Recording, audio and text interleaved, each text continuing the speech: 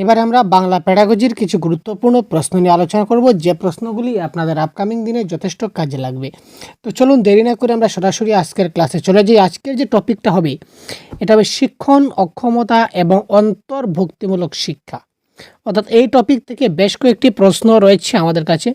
তো এই প্রশ্নগুলো এবার আমরা সলভ করব। এবার দেখুন, তো আপনারাও আমাদের সঙ্গে সঙ্গে প্রশ্নগুলো সলভ করতে থাকুন এবং কারেক্ট আনসার কি অবশ্যই কমেন্ট বক্সে জানিয়ে দিন। একটি শিশু যদি কোনো অক্ষমতায় ভুগতে পারে তা চিহ্নিত করুন। একটা শিশু কোন অক্ষমতায় ভুগতে পারে? অর্থাৎ বিভিন্ন ধরনের শিক্ষম অক্ষমতা আছে আমরা জানি, যেমন ডিসগ্রাফিয়া, ডিসপ্লেক্সিয়া, ডিসক্যালকুলিয়া, ডিসলেক্সিয়া, ডিসথেমিয়া, অটিজম, এই ধরনের বিভিন্ন ধরনের শিক্ষণ অক্ষমতা আছে। তো এই চারটা লক্ষণ থাকলে কোন অক্ষমতায় মানে একটা শিশু ভুগছে এটা আমরা বুঝতে পারি। তো এটা কারেক্ট আনসার দেখুন। টেক্সটের অঙ্গভঙ্গি বুঝতে সক্ষম হয় মানে বোঝা, সংকুচন করতে, প্রত্যাশিত গতিতে পড়া, পৃষ্ঠ এবং গভীর অর্থ বিশ্লেষণ করা। তো এখানে প্রশ্নে কি বলেছে, তো এই চারটা যদি আমাদের থাকে, যে কোনো একটা স্টুডেন্টের মধ্যে চারটা যদি থাকে, তাহলে সে কোন ধরনের শিক্ষণ অক্ষমতায় বুঝবে। তো দেখুন, প্রশ্ন যতই কঠিন হোক না কেন, আমাদের সহজ করার জন্য একটা প্রশ্নের মধ্যে একটা কি দেওয়া থাকে ভাই, একটা ক্লু দেওয়া থাকে। প্রশ্নের মধ্যে একটা ক্লু দেওয়া থাকে, বা আমরা বলতে পারি যে একটা হিন্টস দেওয়া থাকে। এই হিন্টসটা দেখে আমাদের কিন্তু কারেক্ট আনসার করতে হয়। তো এবার এই প্রশ্নে হিন্টস কি একটু ভাবুন। এই প্রশ্নে হিন্টস হচ্ছে, দেখুন, পড়া। সে কী করতে পারছে না? প্রত্যাশিত গতিতে পড়তে পারছে না। তো পড়া মানে কি? পড়া মানে হচ্ছে রিডিং, আমরা সবাই জানি। তো রিডিং যদি সমস্যা হয় তাহলে কি সমস্যা হবে? এটা হবে কি? ডিসলেক্সিয়া। রিডিং জাতীয় সমস্যা হলে এই প্রশ্নের কারেক্ট আনসার কি হয়? ডিসলেক্সিয়া। আমরা বারবার বলেছি। যদি লিখন সংক্রান্ত সমস্যা হয় তাহলে হবে ডিসগ্রাফিয়া। যদি ম্যাথসের কোনো সমস্যা হয় তাহলে হবে ডিসক্যালকুলিয়া। তো এই ধরনের ক্লাস অলরেডি প্রোভাইড করে দেওয়া আছে, আপনারা দেখতে পারেন। তারপরের প্রশ্ন, শেখার প্রতিবন্ধী শিশুরা মানসিক বিকাশে প্রতিবন্ধী, কম বুদ্ধিমত্তা সম্পন্ন, একই রকম দেখতে বর্ণ এবং বর্ণমালার মধ্যে বিভ্রান্তি, সহজে দৃষ্টিশক্তি সম্পন্ন শব্দ চিনতে এবং বুঝতে পারে। তো শেখার প্রতিবন্ধী মানে তারা শিখতে পারছে না। তো শিখতে পারছে না তার মানে তারা একই রকম দেখতে বর্ণ এবং বর্ণমালার মধ্যে তারা বিভ্রান্তি হয়ে যায়। এটা হবে কারেক্ট আনসার। নেক্সট প্রশ্ন দেখি, অটিজম আক্রান্ত শিক্ষার্থীদের মধ্যে নিচের কোনটি একটি সাধারণ বৈশিষ্ট্য? অর্থাৎ অটিজম, যদি কোনো শিশুর মধ্যে অটিজম যে সমস্যা, এই সমস্যা যদি দেখা যায় তাহলে নিচের মধ্যে কোন লক্ষণটা আমরা দেখতে পারি? তার মধ্যে পুনরাবৃত্তিমূলক আচরণ, জ্ঞানীয় নমনীয়তা, উচ্চ যোগাযোগ দক্ষতা, রুটিনে ঘন ঘন পরিবর্তন আনার আহ্বান। তো কোয়েশ্চেন নাম্বার 3 এর কারেক্ট আনসার হবে, অটিজম শিশুরা কী করে? ওভার স্মার্ট হয়, সুতরাং তারা কী করে? পুনরাবৃত্তিমূলক আচরণ করে, অর্থাৎ একই কথাকে তারা বারবার রিপিট করতে থাকে। ঠিক আছে, তো তার মধ্যে পুনরাবৃত্তির আচরণ দেখা যায়। তো অটিজমের কী কী বৈশিষ্ট্য রয়েছে বা কোন কোন লক্ষণ দেখলে আমরা অটিজম বুঝবো, তারপর আবার কোন কোন লক্ষণ থেকে ডিসলেক্সিয়া বুঝবো, এই ধরনের ক্লাস প্রোভাইড করে দেওয়া আছে, আপনারা দেখে নিন। অন্তর্ভুক্তিমূলক শিক্ষার উপর জোর দেওয়া হয়, ইয়েস। এবার আমরা চলে আসলাম ইনক্লুসিভ এডুকেশন কিংবা অন্তর্ভুক্তিমূলক শিক্ষার উপর জোর দেওয়া হয়। কীভাবে জোর দেওয়া হয়? প্রতিটি শিক্ষার্থীর সম্ভাবনা বৃদ্ধি করা, শেখার ফাঁকগুলিকে ঘাটতি হিসাবে দেখা, একাডেমিক পারফরমেন্সের ভিত্তিতে জ্ঞানীয় দক্ষতা মূল্যায়ন করা, প্রতিটি শিশুর শেখার এবং মূল্যায়নের একই যে পরিমাণ সেটা নির্ধারণ করা। তো অন্তর্ভুক্তিমূলক শিক্ষা মানে কি? ইনক্লুসিভ এডুকেশন মানে কি ভাই? মানে সবার জন্য সমান শিক্ষা। ঠিক আছে, সিসি এই মাধ্যমে করতে পারি, সবার জন্য সমান শিক্ষা। এখানে ধনী গরিব বা উচ্চ নিচ্চ এই ধরনের কোনো ভেদাভেদ নাই, সবার জন্য আমরা সমান শিক্ষা। তো প্রতিটি শিক্ষার্থীর সম্ভাবনা বৃদ্ধি করে, তো প্রত্যেকটা শিক্ষার্থীকে আমাকে জোর দিতে হবে। শেখার ফাঁকগুলিকে ঘাটতি হিসাবে দেখব, সেটা আমি যখন রিমিডিয়াল টিচিং করব বা ডায়াগনোস করব তখন আমি দেখব। একাডেমিক পারফরমেন্স, শুধুমাত্র একাডেমিক পারফরমেন্সে কিচ্ছু হয় না, একাডেমিক প্লাস নন একাডেমিক অর্থাৎ স্কলাস্টিক প্লাস স্কলাস্টিক অ্যাক্টিভিটিসের মাধ্যমে শিক্ষার্থীকে যাচাই করতে হয়। সুতরাং এটা ক্যান্সেল। এটার মূল্যায়নের চ্যাপ্টারে আমরা যাচ্ছি না। আমরা অন্তর্ভুক্তিমূলক শিক্ষা হচ্ছে কি, অন্তর্ভুক্তিমূলক শিক্ষা মানে প্রত্যেকটা শিশুকে মর্যাদা দিতে হবে, সমান শিক্ষা প্রদান করতে হবে। এখানে এটা হবে কারেক্ট আনসার। নেক্সট, এটা দেখুন অ্যাজারশন এবং রিজন। অ্যাজারশন এবং রিজন থেকে প্রশ্ন আসে। প্রথম যেটা অ্যাজারশন যেটা দিয়েছিল দাবি, যখন শিক্ষকরা বিশ্বাস করেন যে সুবিধাবঞ্চিত পটভূমি থেকে আসা শিশুদের শেখার ক্ষমতা আছে এবং তাদেরকে শ্রেণীকক্ষে অন্তর্ভুক্ত বলে মনে করেন, তখন তাদের কর্মদক্ষতা উন্নত হওয়ার সম্ভাবনা বেশি।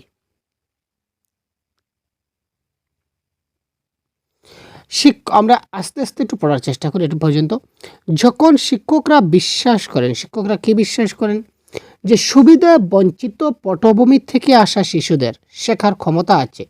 তো যে সকল শিশুরা মানে শেখার জন্য তাদের যে পটভূমি অর্থাৎ তারা যে পরিবেশে ছিল, তারা যে ঘরে ছিল, এই ঘরে হয়তো তেমন শেখার জন্য এরকম পরিবেশ তারা পায়নি, এই শেখার যে পরিবেশ থেকে তারা বঞ্চিত আছে।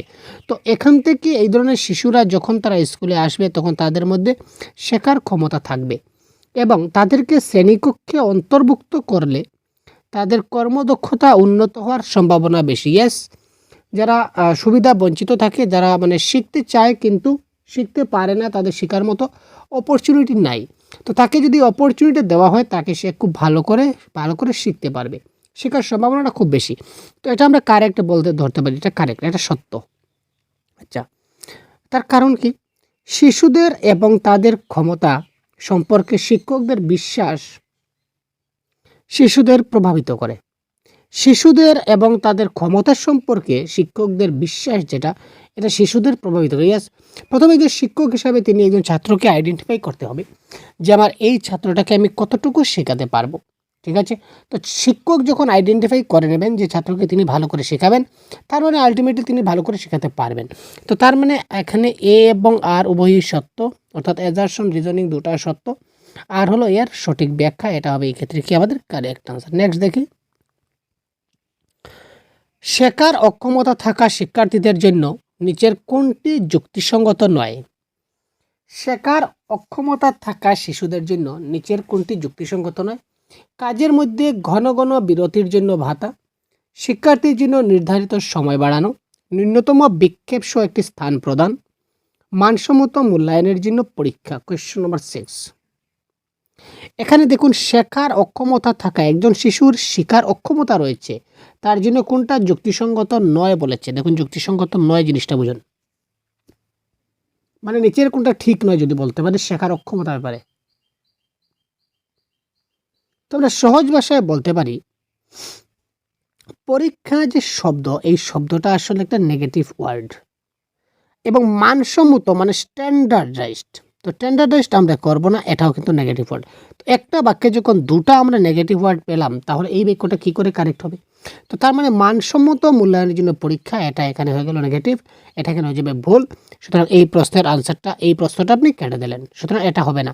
তো নয় কোনটা? অপশন নাম্বার 4 এখানে নয়। ঠিক আছে ভাই, নেগেটিভের আনসার নেগেটিভ হয়। এবার দেখুন, দর্শন এবং অনুশীলন হিসাবে অন্তর্ভুক্তি বৈচিত্র্যের প্রেক্ষাপটে অবস্থিত, যার মধ্যে রয়েছে, অর্থাৎ দর্শন এবং অনুশীলন হিসাবে যে ইনক্লুসিভ ডাইভার্সিটি যাকে বলা হয়, বৈচিত্র্য, কোন প্রেক্ষাপটে দেখা যায়? ভাষাগত বৈচিত্র্য, লিঙ্গ বৈচিত্র্য, সামাজিক বৈচিত্র্য, না ক্ষমতা এবং অক্ষমতা। কোয়েশ্চন নম্বর 7। এখানে দেখুন, কোয়েশ্চন নম্বর 7-এ আমরা দেখনের দিক দিয়ে বা দর্শনের দিক দিয়ে বা অনুশীলনের দিক দিয়ে আমরা কিন্তু ভাষাগত বৈচিত্র্য ক্লাসে দেখতে পাই, লিঙ্গ বৈচিত্র্য দেখতে পাই, সামাজিক সাংস্কৃতিক বৈচিত্র্য দেখতে পাই, ক্ষমতা অক্ষমতার ব্যাপারও দেখতে পাই। সুতরাং অপশন নম্বর 4 ABCD 1 2 3 4 সবগুলোই এখানে কী হবে? আমাদের কারেক্ট আনসার হয়ে যাবে। ক্লিয়ার? যেমন আপনি যদি কোনো স্কুলে যান, গেলে ভাষাগত বৈচিত্র্য দেখতে পাবেন, এটা ক্লাসে গেলে দেখতে পাবেন। তো কেউ হয়তো দেখবেন বাংলা ভাষায় কথা বলছে, কেউ মাতৃভাষা বাংলা, কেউ হয়তো কথা বলছে হিন্দিতে, তার মাতৃভাষা হিন্দি, কেউ হয়তো আপনি দেখেন নেপালি ভাষায় কথা বলছে, তার মাতৃভাষা হিন্দি। তার মানে আপনার শ্রেণীতে ভাষাগত বৈচিত্র্য রয়েছে। লিঙ্গ বৈষম্য, আপনার ক্লাসে ছেলেও থাকবে, মেয়েও থাকবে, লিঙ্গ বৈচিত্র্য হলো। সামাজিক সাংস্কৃতিক, যেহেতু তাদের ভাষা আলাদা, তারা বিভিন্ন সমাজ থেকে আসবে, তাদের সাংস্কৃতিক বৈচিত্র্য, কেউ হয়তো দুর্গাপূজা করবে, কেউ হয়তো ঈদ উল ফিতর উদযাপন করবে, ঠিক আছে, কেউ হয়তো বড়দিন উদযাপন করবে, তো তাদের মধ্যে সাংস্কৃতিক বৈচিত্র্য দেখা দেবে, তাই তো সামাজিক সাংস্কৃতিক বৈচিত্র্য দেখা দেবে নিশ্চয়, এটাও কারেক্ট। আর সব ছাত্র যে খুব ভালো করে শিখতে পারবে সেটা হবে না, আর সবাই যে শিখতে পারবে না তেমন হবে না। তার মানে এই সব ধরনের বৈচিত্র্য কিন্তু আমার দেখা যাবে একটা ক্লাসে যাওয়ার পর। সুতরাং এখানে 1 2 3 4 এটা হবে কি ক্ষেত্রে কারেক্ট আনসার। নেক্সট, নিচের কোনটি শিক্ষার্থীদের পটভূমি পূরণের জন্য কার্যকর শিক্ষাগত কৌশল নয়? সুবিধা বঞ্চিতদের থেকে কোনটা সুবিধা বঞ্চিতদের থেকে কোনটা আমার কৌশল নয়?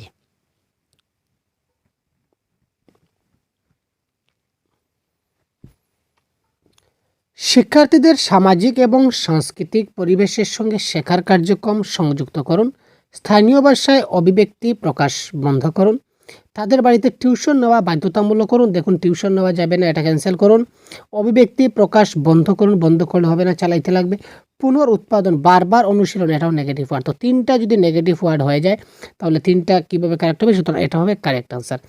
শিক্ষার্থীদের পটভূমি পূরণের জন্য কার্যকর শিক্ষাগত কৌশল নয়, সুবিধা বঞ্চিতদের থেকে, যারা সুবিধা পাচ্ছে না তাদেরকে যদি আমি শিক্ষার্থীদের এটা কৌশল হবে, ঠিক আছে, গত কৌশল, ঠিক আছে। নিচের কোনটি শিক্ষার্থীদের পটভূমি পূরণের জন্য কার্যকরী শিক্ষাগত কৌশল? ক্লিয়ার? তো শিক্ষার্থীর সামাজিক ও সাংস্কৃতিক পরিবেশের সঙ্গে শেখার কার্যক্রম সংযুক্ত করতে হবে সুবিধা বঞ্চিত থেকে। কারণ এখানে যদি কন্টিনিউয়াস যদি আমি টিউশন করাই, তো প্রাইভেট টিউশন এটা তো হচ্ছে না ভাই, প্যাডাগজি ভাষা নেগেটিভ। বারবার অনুশীলনের মাধ্যমে পুনরুৎপাদন, বারবার তাকে মনোসংযোগ করা, এটা কী ধরনের কথা? আর অভিব্যক্তির স্থানীয় ভাষায় কথাবার্তা বন্ধ করে দিলে তার ল্যাঙ্গুয়েজ অ্যাকুইজিশন কী করে হলো? সুতরাং তিনটা ক্যান্সেল, তার মানে option number 1 is the right answer. যেসব শিক্ষার্থীর গাণিতিক ধারণা, এই গাণিতিক ধারণা, আর আমরা যাবো কেন? গাণিতিক ধারণা মানে ম্যাথমেটিক্স আমরা কী করে করি? ক্যালকুলেটারের সাহায্যে ম্যাথমেটিক্স করি। তো ক্যালকুলেটার থেকে ক্যালকুলিয়া, সুতরাং dyscalculia is the right answer. গাণিতিক ধারণা ইজ নোন এজ ডিসক্যালকুলিয়া। সার্বজনীন শিক্ষার জন্য নকশার সফল বাস্তবায়নের জন্য দেশের একাধিক উপায় গুরুত্বপূর্ণ। কার একাধিক উপায়? প্রতিনিধিত্ব, কর্ম, সম্পৃক্ততা নাকি লেবেলিং? এখানে প্রতিনিধিত্ব করা জরুরি। সার্বজনীন শিক্ষা, সবাইকে সমানভাবে শিক্ষা দিতে গেলে এখানে একটা লিডারশিপ কোয়ালিটি থাকতে হবে। যে টিচারের লিডারশিপ কোয়ালিটি যদি না থাকে তাহলে তিনি কিন্তু সবাইকে সমানভাবে শিক্ষা দিতে পারবেন না। সুতরাং leadership quality is most important. সুতরাং প্রতিনিধিত্ব এটা গুরুত্বপূর্ণ উপায় এখানে বিবেচিত হবে। নেক্সট প্রশ্ন, ডিসলেক্সিয়া হলো একটা ড্যাশ অবস্থা যা শিক্ষার্থীদের ড্যাশ করার ক্ষমতাকে প্রভাবিত করে। ডিসলেক্সিয়া আমরা সাধারণত জানি যে রিডিং ডিসঅর্ডার, যেটা মানে পঠনের সমস্যা হয়, যা বাচ্চারা মানে রিডিং করতে পারে না, এটুকু আমরা জানি। তো এই হিসাবে এই রিডিংটা জানি আর বাকি আমরা জানি না। তো এই হিসাবে অপশন নম্বর 1 2 3 4 থেকে কারেক্ট আনসার কী হয় আপনারা কমেন্ট বক্সে জানান তো ভাই।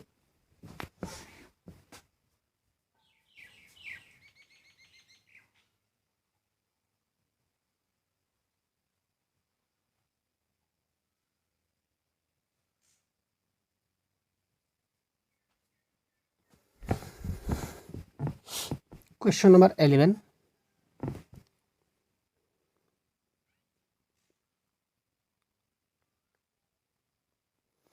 আচ্ছা, শরীরবৃত্তি ও সমবয়সীদের মেলামেশা, এখানে কি আমরা রিডিংয়ের কোনো ইঙ্গিত পাচ্ছি না। সমন্বয়, নড়াচড়া পাচ্ছি না। ছবি আঁকা শরীর, আর প্রতীকগুলির সাথে শব্দের সংযোগ স্থাপন, অর্থাৎ এই প্রতীকগুলার থেকে শব্দের সংযোগ স্থাপন, মানে এখানে রিডিংয়ের একটা ক্লু পাচ্ছি। কী করে স্যার পাচ্ছি? আপনি তো পেলেন, আমরা পেলাম না। ইয়েস, একটা কথা শুনুন, যেমন প্রতীক বলতে কি একটা সিম্বল বলতে কি যেগুলো একটা জিনিস আমরা ধরে নিতে পারি, ঠিক আছে। যেমন ধরুন আমার কাছে এই মুহূর্তে কি আছে, একটা কলম আছে, এটা হচ্ছে কলম। তো এই কলমটা দেখে সে যদি বলতে পারে যে এটা কলম, তার মানে তার রিডিং হয়েছে। তার মানে এটা হচ্ছে স্নায়বিক। ডিসলেক্সিয়া একটা স্নায়বিক অবস্থা যা শিক্ষার্থীদের প্রতীকগুলির সঙ্গে শব্দের সংযোগ স্থাপন করার ক্ষমতাকে প্রভাবিত করে। এই প্রতীকের সঙ্গে শব্দের সংযোগ স্থাপন করে, অর্থাৎ এই কলমটা দেখার সঙ্গে সঙ্গে, এটা একটা কলম ধরে নেই, কলমটা দেখার সঙ্গে সঙ্গে তার মাথায় চলে আসবে যে ইট ইস কলম, সে যাতে পড়তে পারে। ঠিক আছে, এটা খাতা দেখার সঙ্গে সঙ্গে তার মাথায় যাতে চলে আসতে পারে খাতা, এটা গাছ দেখার সঙ্গে সঙ্গে তার মাথায় যাতে চলে আসতে পারে ইট ইস গাছ। ঠিক আছে ভাই, তো এটা হচ্ছে একটা স্নায়বিক এবং এই প্রতীকের সাহায্যে শব্দের যোগাযোগ স্থাপন ইজ দ্য রাইট আনসার। চলুন আরেকটা আমরা পেলাম, কি পেলাম, অ্যাজারশন রিজনিংয়ের প্রশ্ন, কোয়েশ্চন নাম্বার 12। একটি অন্তর্ভুক্তিমূলক শ্রেণীকক্ষে শিক্ষণের লক্ষ্য, কি লক্ষ্য? এটা ইনক্লুসিভ ক্লাসরুমের কথা বলেছে, একটু ভাববো, আমরা একটু ভাববো। কোয়েশ্চন নাম্বার 12 কি বলেছে দেখি, কোয়েশ্চন নাম্বার 12, আচ্ছা, একটি অন্তর্ভুক্তিমূলক শ্রেণীকক্ষে মানে ইনক্লুসিভ ক্লাসরুমে শিক্ষণের লক্ষ্য শিক্ষাগত কৌশল এবং মূল্যায়নের ক্ষেত্রে অভিযোজন করা উচিত। যে শিক্ষণের লক্ষ্য এবং শিক্ষাগত কৌশল এবং মূল্যায়ন এই সবটা কিন্তু অভিযোজন করা উচিত, মানে একটার সঙ্গে একটা মিল থাকবে, এটা ঠিক আছে। ঠিক আছে ভাই, তার কারণ কেন দিয়েছে দেখি, অন্তর্ভুক্তির দর্শন পদ্ধতি ও মূল্যায়নের মাধ্যমে সমস্ত ব্যক্তিগত পার্থক্য দূর করার পক্ষে। তো দেখুন, আমরা ব্যক্তিগত পার্থক্য দূর করতে পারি না। অন্তর্ভুক্তিমূলক শিক্ষণে আমরা কি করি, সবাইকে সমান শিক্ষা দিই, কেউকে বেশি কেউকে কম আমরা দিতে পারবো না, সুতরাং এটা ক্যান্সেল। ভালো মতো বুঝুন, অন্তর্ভুক্তিমূলক শিক্ষা পদ্ধতি বা ইনক্লুসিভ এডুকেশনে সবার জন্য সমান শিক্ষা, সবাইকে সমানভাবে শিক্ষাদান করতে হবে। এখানে বলছে সমস্ত ব্যক্তিগত পার্থক্য, অর্থাৎ কাউকে একটু বেশি পড়াবো, কাউকে একটু কম শেখাবো, এই ধরনের চিন্তাধারা অন্তর্ভুক্তিতে নাই। তার মানে এখানে এ হবে কারেক্ট আর আর হবে ভুল, এখানে ক হবে সত্য আর আর হবে মিথ্যা। Option number A1 is the right answer. Next, শিক্ষার্থীদের আগ্রহের চাহিদা এবং শিক্ষার্থীর পটভূমির বৈচিত্র্যের উপর ভিত্তি করে বিভিন্ন ধরনের কার্যকলাপ এবং অভিজ্ঞতা থেকে তাদের পছন্দ এবং বিকল্প প্রদান করা হয়। কিসের মাধ্যমে?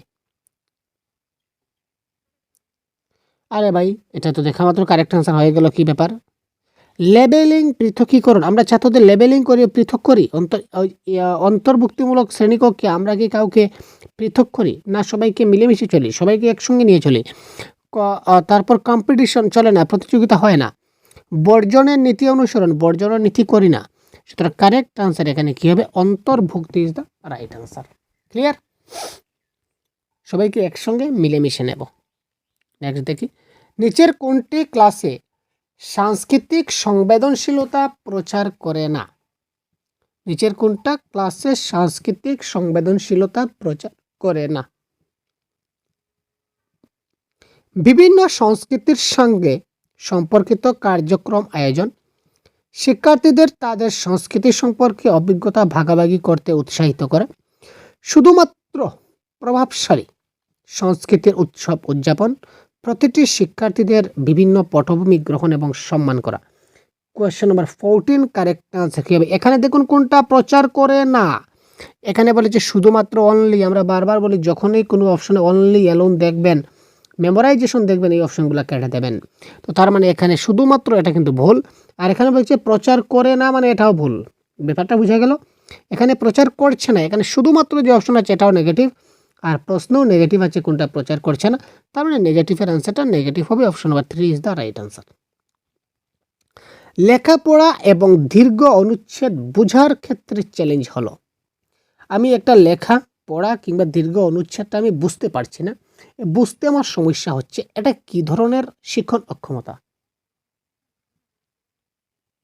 এই যে পড়া, লেখা পড়া বা বোঝা, এইগুলা হচ্ছে কি আমার ঠিক লেখাপড়া বলতে এখানে শুধু পড়ার কথা বলা হয়েছে, মানে যে লিখিত ভাষা যেটা রয়েছে সেটা পড়া। এখানে কিন্তু আমার রাইটিংয়ের কথা বলা হয়নি। রাইটিংয়ের কথা বলা হলে কিন্তু ডিসগ্রাফি হয়ে যেত। এখানে একটু ভালো করে বুঝতে হবে, পড়া বলতে লেখাপড়া, অর্থাৎ যে লিখিত যে শব্দ আছে এইটা আমি পড়তে পারছি না, এবং দীর্ঘ অনুচ্ছেদ সেটা আমি বুঝতে পারছি না। তো দীর্ঘ অনুচ্ছেদ বুঝবো কী করে? আমি পড়েই তো বুঝতে পারবো, তাই না? যদি পড়তে না পারি তাহলে বুঝবো কী করে? তার মানে আলটিমেটলি পড়ার কথা আসছে। তো যেহেতু পড়ার কথা আসছে, সুতরাং রিডিং। তো রিডিং ডিসঅর্ডারকে বলা হয় কি? ডিসলেক্সিয়া। দেখুন প্রশ্নটা ডাইরেক্ট না আসলে একটু ঘুরিয়ে আসতে পারে এইভাবে। তো কনসেপ্ট যদি ক্লিয়ার থাকে তো আপনি অনায়াসে ক্লিয়ার করতে, বারবার বলি ভাই কনসেপ্ট ইজ পাওয়ার, ভালো করে মনোযোগ রাখুন। নেক্সট, শ্রবণ প্রতিবন্ধী বা নেক্সট প্রশ্ন কি বলেছে? শ্রবণ প্রতিবন্ধী শিশুদের জন্য কোন শিক্ষা উপকরণ উপযুক্ত নয়? এখানে দেখুন শিক্ষা উপকরণ বলেছে বা টিএলএম আমরা বলতে পারি শ্রবণ প্রতিবন্ধী, যারা শুনতে পায় না তাদের জন্য কোনটা উপযুক্ত নয়? Question number 16।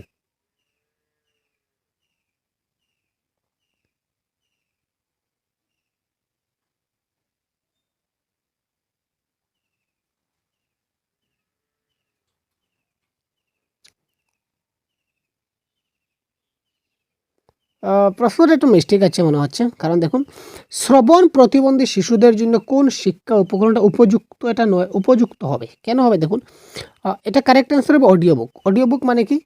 অডিও বুক মানে হচ্ছে এই যে অডিও বুক বলতে আপনারা জানেন এই যে শোনা যায়, ঠিক আছে, মানে শ্রবণ প্রতিবন্ধী, yes yes yes yes, 1 minute, ঠিক আছে, তাহলে শ্রবণ প্রতিবন্ধী উপযুক্ত নয়, ঠিক আছে।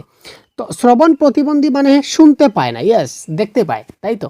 তো মুদ্রিত বই হলে সে দেখতে পাবে, সাবটাইটেল সহ ভিডিও হলে সে দেখতে পাবে, ত্রিমাত্রিক চার্ট বা মানচিত্র দেখতে পাবে, কিন্তু অডিও বুক হলে সে কিন্তু সেটা শুনতে পাবে না।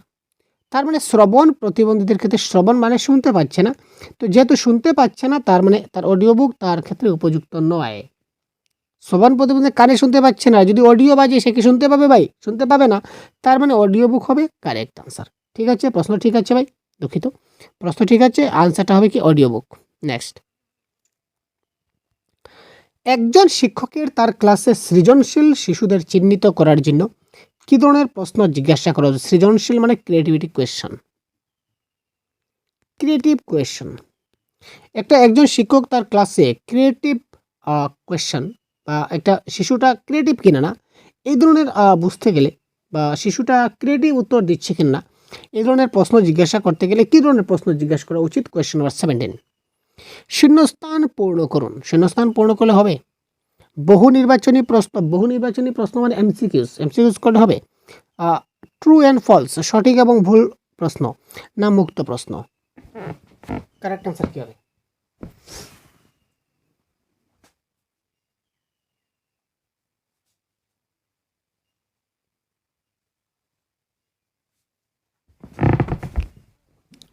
কারেক্ট আনসার কী হবে ভাই? খুব তাড়াতাড়ি কমেন্ট করুন। দেখুন, শিশুটা ক্রিয়েটিভ কিনা না, শিশুটা গিফটেড ট্যালেন্টেড কিনা না, এই সকল বুঝতে গেলে তাকে ওপেন এন্ডেড কোয়েশ্চন করতে হয় সব সময়। তারপরের ক্লাসে আমি কনভার্জেন্ট এবং ডাইভার্জেন্ট থিঙ্কিং নিয়ে ক্লাস দিয়ে দেবো, এটা ভালো করে দেখে নিলে বুঝে নিতে পারবেন। ওপেন এন্ডেড কোয়েশ্চন বা ডাইভার্জেন্ট থিঙ্কিং কোয়েশ্চন মানে যে যদি আমি আপনাকে প্রশ্ন করি যে আপনার বাড়ির পরিবেশ সম্বন্ধে কিছু একটা বলুন, তো আপনি অনেক কিছু বলতে পারবেন, যা ইচ্ছা তা বলতে পারবেন, তাই তো। আমি যদি বলি যে আপনি যে স্কুলে পড়েছিলেন, আপনি যে প্রথম যে আমরা কি বলি পাঠশালা, তাই তো, আপনি যে পাঠশালায় পড়েছিলেন এই পাঠশালার আপনার সময় প্রধান শিক্ষকের নাম কি? তার মানে আপনি একজন ব্যক্তির নাম বলতে পারবেন যিনি আপনার প্রধান শিক্ষক ছিলেন, এর বাইরে আপনি কারোর কথা বলতে পারবেন না। That is called convergent thinking. ঠিক আছে, তো এই ধরনের প্রশ্ন না করে তাকে আমরা ওপেন এন্ডেড কোয়েশ্চন করব, অর্থাৎ যে প্রশ্নের অনেকগুলো আনসার হতে পারে, যেটা বিস্তারিত বলা যেতে পারে। যেমন অনেক প্রশ্ন, তুমি বড় হয়ে কি করবে, ঠিক আছে, তুমি কি হতে চাও, এবার তুমি কি করতে চাও, ঠিক আছে, তোমার বাড়ির পরিবেশ কেমন, ঠিক আছে, এই ধরনের ইত্যাদি বিভিন্ন ধরনের প্রশ্ন আছে, দ্যাট ইজ কল্ড মুক্ত প্রশ্ন। তো এই ধরনের মুক্ত প্রশ্ন বা ওপেন এন্ডেড প্রশ্ন করলে তার বাচ্চাটা আমার ক্রিয়েটিভ কিনা না আমি সেটা চিহ্নিত করতে পারবো। নেক্সট, হার্দিকের দৃষ্টিশক্তি কম। হার্দিক আমার একটা স্টুডেন্ট, কোয়েশ্চন নাম্বার 18। তো তার কি দৃষ্টিশক্তি কম? দৃষ্টিশক্তি কম মানে সে চোখে কম দেখে। শিক্ষককে তার অবস্থা সম্পর্কে অবহিত করা হয়নি, শিক্ষককে কিন্তু সেটা জানানো হয়নি। ক্লাসে নিম্নলিখিত কোনো কাজগুলি শিক্ষককে ইঙ্গিত করতে পারে যে তার দৃষ্টিশক্তি কম। ক্লাসে নিম্নলিখিত কোন কাজগুলা শিক্ষককে ইঙ্গিত করতে পারে যে তার দৃষ্টিশক্তি কম? শিক্ষক জানেন না যে তার দৃষ্টিশক্তি কম, কিন্তু নিচের কোন কাজের পরিপ্রেক্ষিতে শিক্ষক বুঝতে পারবেন যে তার দৃষ্টিশক্তি কম? ফান্ডা হচ্ছে এখানে।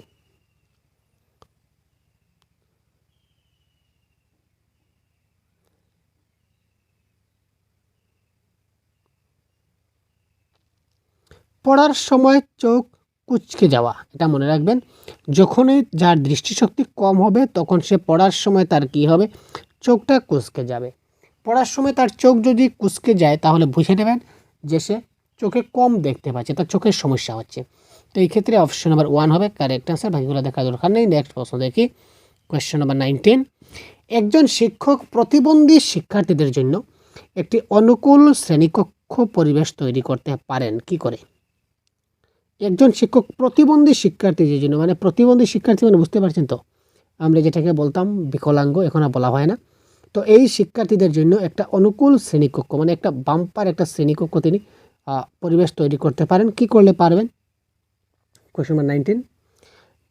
দৃঢ় প্রত্যাশা তৈরি করা যে তারা কঠোর পাঠ্যক্রম অনুসরণ করবে, তাদের জন্য সমস্ত সিদ্ধান্ত গ্রহণ করা স্বাধীনভাবে, শিশুর সাথে পরামর্শ না করা, সব কিছু শিশুর সঙ্গে পরামর্শ করতে হয়, পরামর্শ না করলে কাজটা সাকসেস হয় না, এটা কেটে দিন। নিশ্চিত করা যে তাদের মানসম্মত মূল্যায়ন, মানসম্মত মানে স্ট্যান্ডার্ডাইজড অ্যাসেসমেন্ট, সেটা সম্ভব নয়, কাটুন। যুক্তিসঙ্গত এবং উপযুক্ত পাঠ্যক্রমিক ব্যবস্থা তৈরি করা, শুধুমাত্র পাঠ্যক্রম ব্যবস্থা তৈরি করলে হবে না, অর্থাৎ এখানে প্রত্যাশা তৈরি করতে হবে। রাইট আনসার হচ্ছে প্রত্যাশা, মানে আশা ভরসা প্রত্যাশা, তিনটা জিনিস ভাই।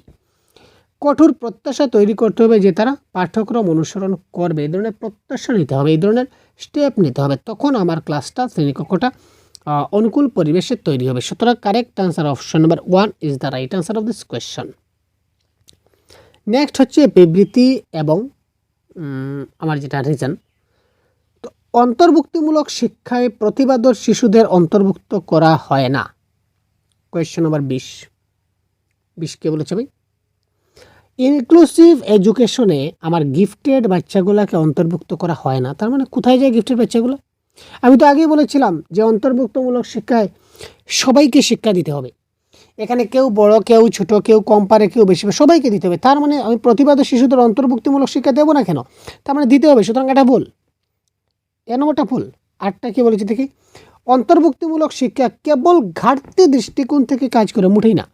অন্তর্ভুক্তিমূলক কাজটা সবাইকে নিয়ে কাজ করে, ঠিক আছে? অর্থাৎ সবাইকে নিয়ে কাজ করে, শুধু যে ঘাটতি দৃষ্টিকোণ সেটা সম্ভব না।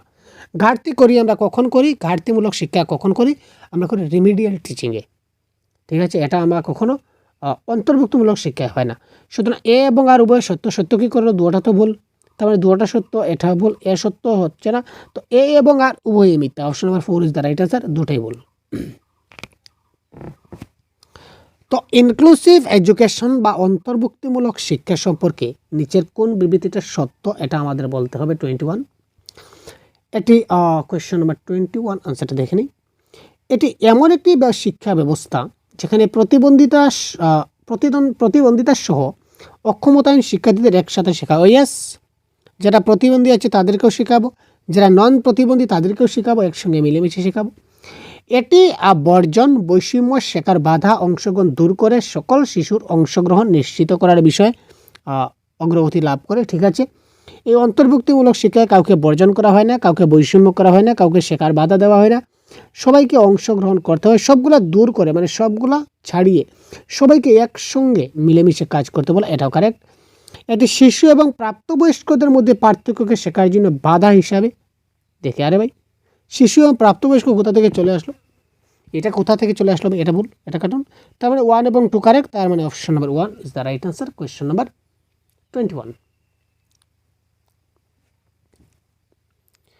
অন্তর্ভুক্তিমূলক শিক্ষা সম্পর্কে নিম্নলিখিত কোন বিবৃতিটা সঠিক নয়? প্রশ্নটা আগে আমরা দেখি, সঠিক নয়।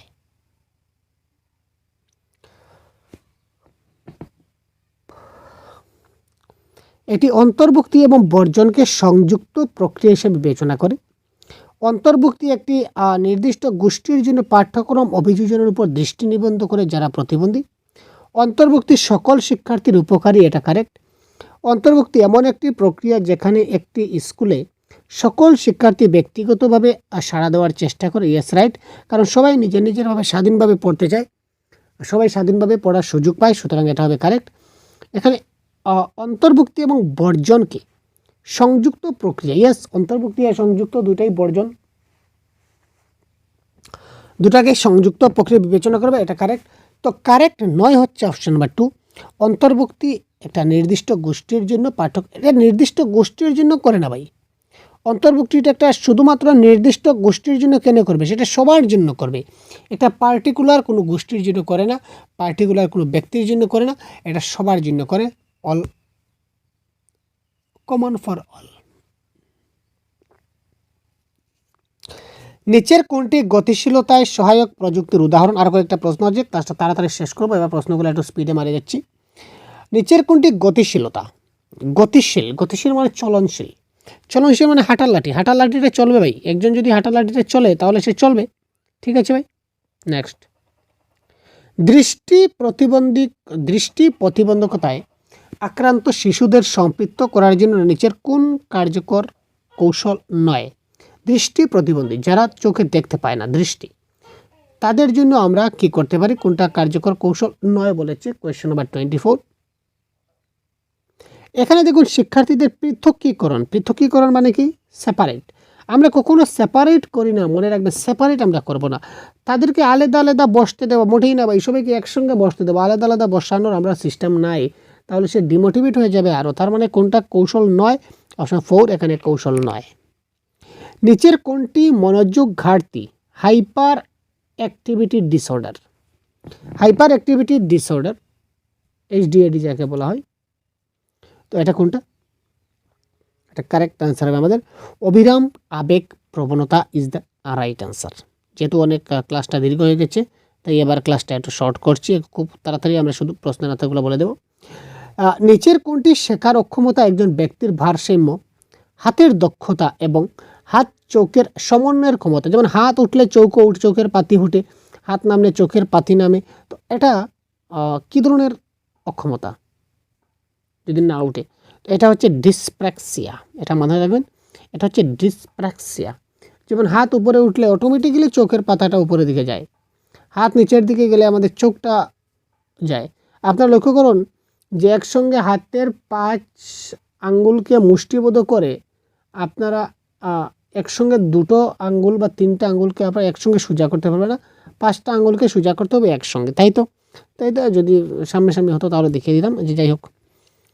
কোয়েশ্চেন নাম্বার 27, দৃষ্টি প্রতিবন্ধী শিক্ষার্থীদের চাহিদা অনুযায়ী শ্রেণীকক্ষের পরিবেশে নিম্নলিখিত কোনটি কার্যকর ব্যবস্থা?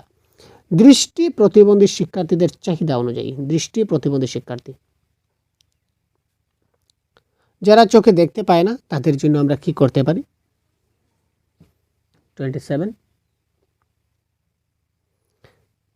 শ্রেণীকক্ষ থেকে অপ্রয়োজনীয় বাধা দূর করতে হবে। ইয়েস, যারা চোখে দেখতে পায় না, শ্রেণীকক্ষ থেকে অপ্রয়োজনীয় জিনিসগুলো আমরা সরিয়ে দিতে হবে, যাতে সে ধাক্কা না লাগে।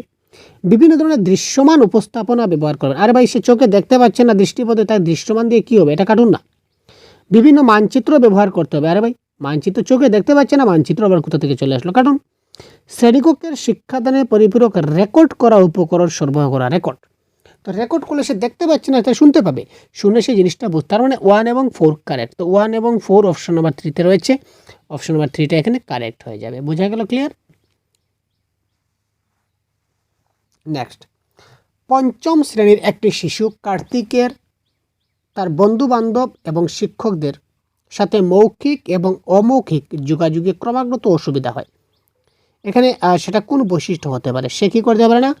যোগাযোগ করতে অক্ষম, সে যোগাযোগ করতে পারে না, কমিউনিকেশন প্রবলেম বলতে পারি।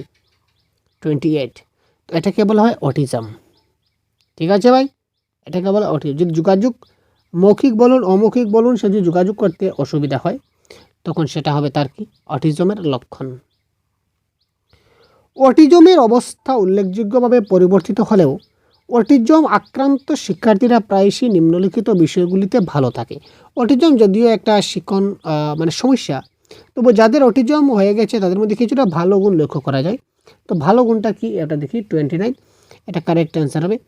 তথ্য ধরে রাখা বিস্তৃত তথ্যগত, অর্থাৎ তারা যে তথ্যটা তারা জেনে যায়, এটা তারা বিস্তৃত আলোচনা করতে পারে। ঠিক আছে? সৃজনশীল শিশুদের একটি চিহ্নিতকারী বৈশিষ্ট্য হলো, সৃজনশীল মানে ক্রিয়েটিভ চাইল্ডের একটা বৈশিষ্ট্য কি থাকবে? তারা নিয়ম মেনে চলে, আচ্ছা কেটুন। অন্যদের অনুকরণ করতে পছন্দ করে, এটাও থাকুক। তাদের চিন্তাভাবনা থাকে স্বাধীন, ইয়েস, তারা তাদের চিন্তাভাবনার স্বাধীন, তারা নিজস্ব চিন্তাভাবনা করে তারা লেখে, এটাতে ইউনিক। ঠিক আছে? অন্যদের অনুকরণ করে না, কোনো নিয়ম মানে না, অর্থাৎ নিজের নিয়ম নিজে বানায় নিজে করে। দেখুন আমি যদি একটা গল্প লেখি, তো আমি কি অন্য একটা বই দেখে দেখে দেখে দেখে গল্পটা লিখবো? আমি যদি নিজে লেখক হই, তা তো না। আমি নিজের মনে যা আসবে তা তো লিখবো, তাই তো? সুতরাং চিন্তাভাবনা স্বাধীন হবে ক্রিয়েটিভরা। ডিসলেক্সিয়ায় আক্রান্ত শিক্ষার্থীদের পড়তে শেখানো যেতে পারে। ডিসলেক্সিয়ায় আক্রান্ত শিক্ষার্থীদের পড়তে শেখা, ডিসলেক্সিয়া যারা আক্রান্ত আছে তাদেরকে আমরা পড়াতে পারি। কি করে পড়াতে পারি? পদ্ধতিগত ধ্বনিতাত্ত্বিক প্রশিক্ষণের মাধ্যমে। ধ্বনিতাত্ত্বিক যে প্রশিক্ষণ রয়েছে প্রশিক্ষণের মাধ্যমে। এখানে দেখুন একাধিক বিভ্রান্তি নেগেটিভ, উচ্চস্তরের গ্রেড নেগেটিভ, কঠোর শাস্তি নেগেটিভ। তো আলটিমেটলি অপশন নাম্বার 4 তার হলো কারেক্ট আনসার। অন্তর্ভুক্তির প্রেক্ষাপটে শেখার প্রত্যাশা পাঠ্যক্রম একই যখন পাঠ্যক্রম ভিন্ন, তো এটা কারেক্ট আনসার হবে কোয়েশ্চন নাম্বার 32। এটা কারেক্ট আনসার হবে আবাসন এবং পরিবর্তন। কোয়েশ্চন নম্বর আবাসন এবং পরিবর্তন। নেক্সট, অন্তর্ভুক্তিমূলক শিক্ষার ধারণা। অন্তর্ভুক্তিমূলক শিক্ষার ধারণাটা কি? ঘন ঘন পরীক্ষা নেওয়া, মোটেই না, কারণ ঘন ঘন পরীক্ষা আমরা নেই না। শ্রেণীকক্ষে CWSNকে অন্যদের থেকে পৃথক করার অনুমতি দেওয়া না। ভাই আমরা পৃথক করি না, সবাইকে একসঙ্গে মিলেমিশে কাজ করি। বিশেষ বিদ্যালয় বা শ্রেণীকক্ষের ব্যবহার প্রত্যাখ্যান করা, আমরা প্রত্যাখ্যান করব না। প্রয়োজন হলে বিশেষ বিদ্যালয় বা শ্রেণীকক্ষের ব্যবহার গ্রহণ করব। সুতরাং option number 1 is the right answer of this question. ডিসলেক্সিয়ার বৈশিষ্ট্য হলো, দেখুন ডিসলেক্সিয়া, আরে ভাই কতবার বলবো ডিসলেক্সিয়া? ডিসলেক্সিয়া 34।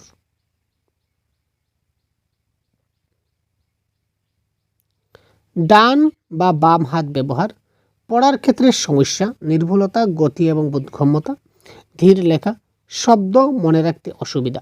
তো এই কোয়েশ্চন নাম্বার 34 প্রশ্ন এতক্ষণ আমরা বললাম। তো এই 34 প্রশ্নের কারেক্ট আনসারটা কী হবে সেটা আপনারা অবশ্যই আমাদের কমেন্ট বক্সে জানিয়ে দেবেন। এই প্রশ্নটা আপনার জন্য রাখলাম, ঠিক আছে? আর পরবর্তী ক্লাসে আমরা এই ধরনের আরও অন্যান্য প্রশ্ন নিয়ে আলোচনা করব। তো ভালো থাকবেন, সুস্থ থাকবেন এবং সহজগুরু অ্যাপ চলে এসেছে আপনাদের জন্য। তো আপনারা এখনই প্লে স্টোরে গিয়ে সহজগুরু অ্যাপটা ডাউনলোড করতে পারেন।